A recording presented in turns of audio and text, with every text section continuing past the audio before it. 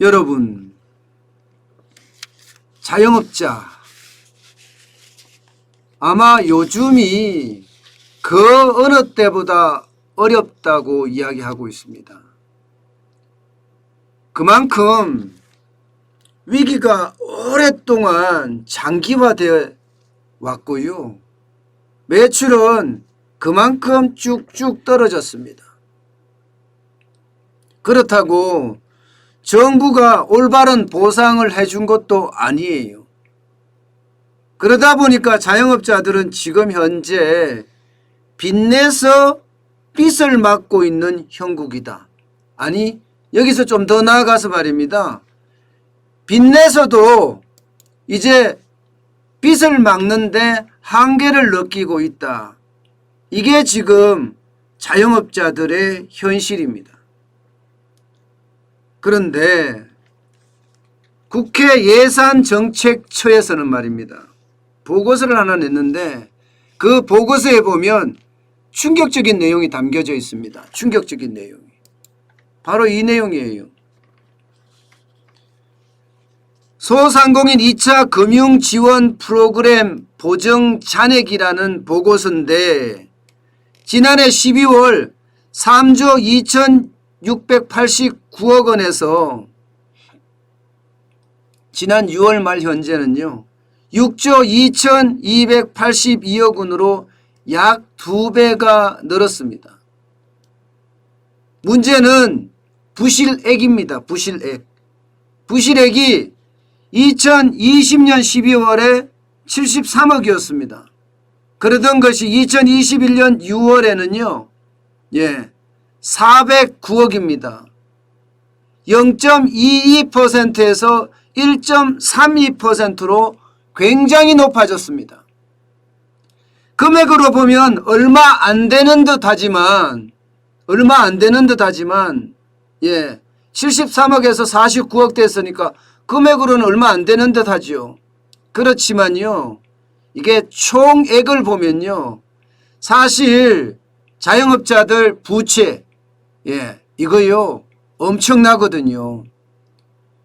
지금 자영업자들 부채가 적어도 832조까지 올라갔다 했습니다. 832조. 그러면 적어도 말입니다. 10배가 넘는 숫자잖아. 10배가 넘는 숫자. 그죠? 그렇게 됐을 땐 지금 자영업자 전체적으로도 디폴트라고 이야기해야 되나요? 만세 부르는 사람들이 나올 수 있다는 뜻입니다. 지금 단순하게 신용보증기금에서 보증한 금액만 봤을 때도 1.32%예요. 그러면 전체 금액으로 1.32%를 가면 이게 온전하겠냐 이거예요. 온전하겠냐. 게다가 말입니다. 여러분, 이 신용보증기금에서 보증하는 것 이것은요. 여러분 금액 단위가 굉장히 적어요. 최대가 3천만 원까지입니다. 3천만 원까지. 뭐 몇 억이 아니에요. 3천만 원까지 보증을 해준 거고요. 대출의 어떤 이자도 초저금리입니다. 2%에서 많게는 4%까지는 있긴 하지만 2%대가 대부분입니다. 그런데도 불구하고 여러분 이 부실률이 1.32% 올라갔다는 것은 지금 자영업자들의 상황이 굉장히 좋지 않다는 거예요. 게다가 기간을 보세요. 기간은 6개월밖에 안 걸렸습니다. 6개월. 이 0.22%의 부실률이 1.32%의 부실률이 될 때까지 6개월밖에 안 걸렸습니다. 무려 6배 뛰었습니다. 6배. 이거를 보면요. 솔직히 전율이 쫙 끼칩니다.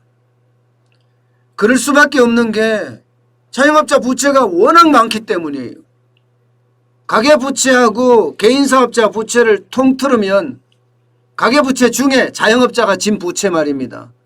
그러면 그 금액이 어마어마하거든요. 저는 그래서 자영업자들의 어떤 지금 충격적인 위기 이거 엄청나다고 생각을 합니다.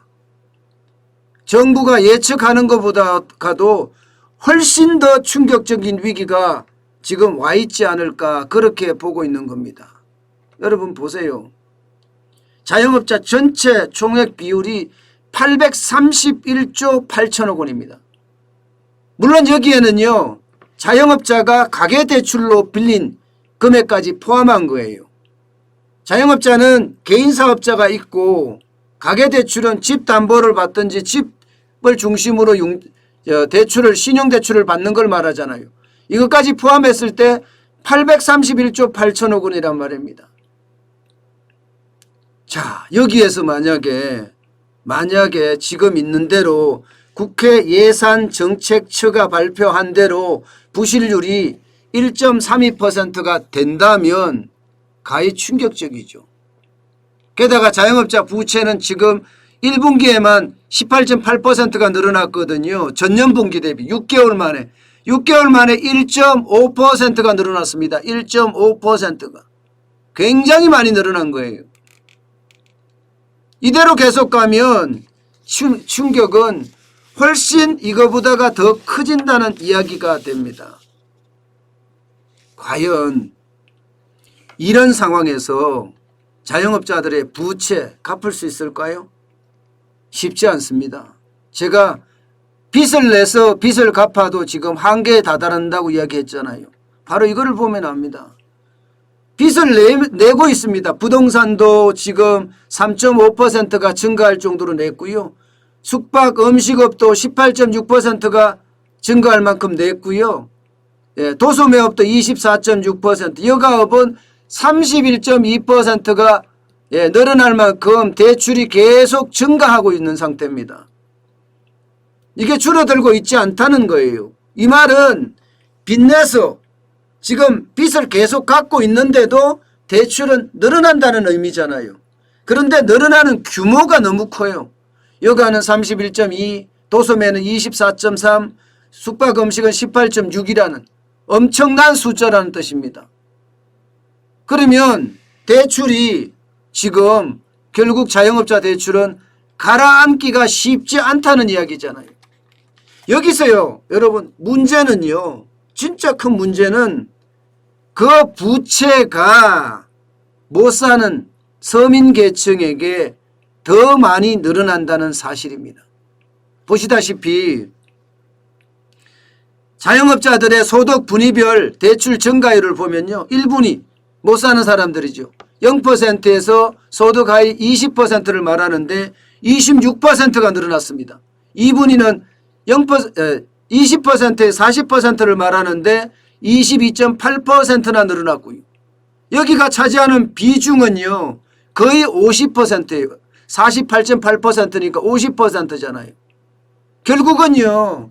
터질 거는 지금 자영업자들 중에 저소득층 가구 여기에서 터진다는 이야기가 됩니다.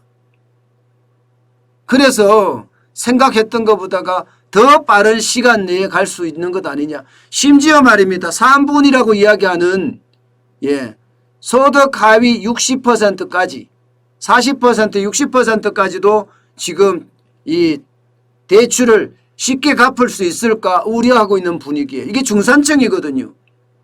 17.7%나 되니까 나머지 뭐 고소득자들이야 부자들이야 19.7%가 됐건 4분위가 11.6%가 되면 갚을 수 있는 능력이 있다고 하지만 이 중산층부터 서민계층으로 그 이하는 지금 굉장히 힘들 가능성이 크다는 이야기가 됩니다. 문제는요. 여기에서 더 심각하게 생각할 수 있는 문제는 금리가 올라간다는 사실이에요. 금리가. 지금처럼 올라가면 지금 어제는 동결을 시켰습니다. 한국은행이 7월에 금리는 동결을 시켰어요. 그런데 이게 8월에 올릴지 10월에 올릴지 11월에 올릴지 아무도 모릅니다. 분명한 것은 금융통화위원 7명 중에 1명이 고성범 위원이죠. 한 명이 금리를 0.25% 인상하자 이렇게 했다는 사실입니다. 또 그 사실을 이주열 한국은행 총재가 직접 입으로 말했다는 사실이에요. 결국은 금리 인상은 다가온다는 뜻입니다. 다가온다. 얼마 안 남았다는 뜻이에요. 8월에 되든 10월에 되든 11월에 되든. 그러면 금리가 인상이 되면 이게 자영업자들에게 충격은 더 커지겠죠. 지금 저는 더 커질 수 있다고 봐요.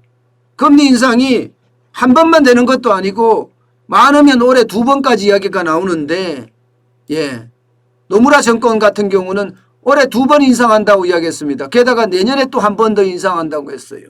그러면 금리에 대한 부담 장난 아닙니다. 금리가 오르면 오르는 만큼 그 부담액은 더 커집니다. 금리가 0.5% 오르면 2조 9천억 원의 지금 가계대출에 부담이 있고요.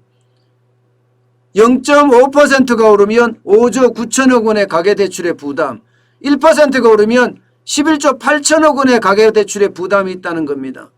그러면 자영업자 대출에도 그만큼 부담이 간다는 이야기잖아요. 부담이 가는 만큼 이게 벌이가 좋아야 되는데 벌이가 그렇게 좋지를 않잖아요. 벌이는 지금 완전히 무너지고 있어요. 신규 확진자가 계속해서 늘어나니까 말입니다. 어제 밤만 하더라도 신규 확진자가 1413명이에요. 어제 밤 9시 현재입니다. 아마 오늘도 1500명대 중반까지 가지 않겠느냐 이렇게 보고 있습니다. 결국 1000명대가 8일 9일 계속 이어진다는 이야기잖아요. 이게 멈추지를 않는다는 이야기예요. 멈추지를 않는다. 지금 여러분 월요일부터 시작했으니까 이제 그 저녁 6시 사실상 샷다운이 일주일이 되어 갑니다. 그런데도 안 죽어요. 지금 1000명 넘어간 신규 확진자들은 안 줄어요. 안 줄어. 줄어야 되는데. 그렇게 되면 자영업자들은 어떻게 되겠어요? 버는 게 없다는 뜻이에요. 버는 게 없다. 버는 게 없는데 이자를 어떻게 갚겠습니까? 버는 게 없는데 원금을 어떻게 갚겠습니까? 지금 당장 생활비를 주기도 빠듯하고 아이들 교육비는요 이미 끊은 지 오래라고 이야기할 정도예요. 이런 상태에서 자영업자들의 빚 지금 굉장히 충격적으로 저는 다가올 수 있다고 생각을 합니다. 아마 이렇게 계속 갈 때는요 이게 바닥 경제의 쇼크가 그 어느 때보다 커지지 않을까 싶어요. 그나마 수출이 버텨오고 있긴 하지만 수출도 하반기 가면서 심상치 않습니다. 내수까지 무너진다고 하면 경제는 예상보다도 더 빨리 침체기, 이중 침체라고 제가 말씀을 드렸는데 더블 딥의 깊이가 굉장히 깊을 수도 있다는 이야기예요. 이게 9월에 대출 만기 연장 201조나 되죠. 이거하고 맞물렸을 때 과연 우리 경제에서는 어떤 일이 일어날까요? 저는 그 일이 마냥 두렵기만 합니다. 제가 늘 말씀드리는 10월 위기설이 생각했던 것보다가 닥칠 수도 있습니다. 10월 위기설이. 제가 위기 하면서 이야기할 때는요. 정부가 계속 대응을 해가라. 내 말이 뭐 큰 영향력을 미치지 못할지도 모르지만 오랫동안 제 경험치로 계속 정부에다가 고언을 하고 말을 하고 계속 뭔가 대안을 제시를 해주고 있거든요. 그것을 가지고 뭔가 변화라는 거예요. 그렇지 않으면 10월 위기설도 어쩌면 현실화될 가능성도 큽니다. 금리 올리는 거하고 지금 무관합니다. 오죽했으면 금리를 올리겠나 이런 생각을 합니다. 자영업자나 가게나 금리를 올릴 때 그 충격파는 모두가 다 알고 있습니다. 그런데도 금리를 올려야 되는 그 진퇴양난의 심정, 지금 한국은행이 그렇게 부딪혀 있습니다. 일찍이 진지하게 저는 금리를 올려야 된다고 생각을 했었어요. 그런데 아직까지 금리를 안 올리고 있었으니 다른 신흥국들은 다 올렸잖아요. 그래서 저는 그게 좀 두려워요. 그게. 한국은행이 적기에 대응을 못해서 결국 한꺼번에 악재들이 계속 몰려오지 않을까. 9월에 종료가 될지도 모르는, 어쨌든 뭐 계획상은 종료가 됩니다. 대출 만기 연장 201조예요. 이자 상환 유예도 이때 들어와요. 금리 인상도 8월이 되든 10월이 되든 11월이 되든 될 거예요. 그러면 지금 위기가 몰려있는 순간이 지금 10월이라고 보면 10월, 11월 이게 대통령 선거 전에 모든 게 이렇게 몰려서 자칫 잘못하면 팡 하고 터질 수도 있습니다. 지금 가장 약한 고리가 되어 있는 게 자영업자거든요. 거기다가 고령자 자영업자. 여기는 충격이 굉장히 큽니다. 고령자들은 지금 정부가 세금 폭탄을 때려서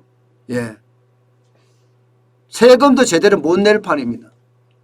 여러분 서울에 집 한 채 갖고 있으면 자칫 잘못하면 1년에 2천만 원 세금 나와요. 2천만 원. 이거 어떻게 감당합니까? 그런 상황에서 보면 자영업자들의 어떤 충격 굉장히 커지지 않을까. 사실 저는 두려워하고 있습니다.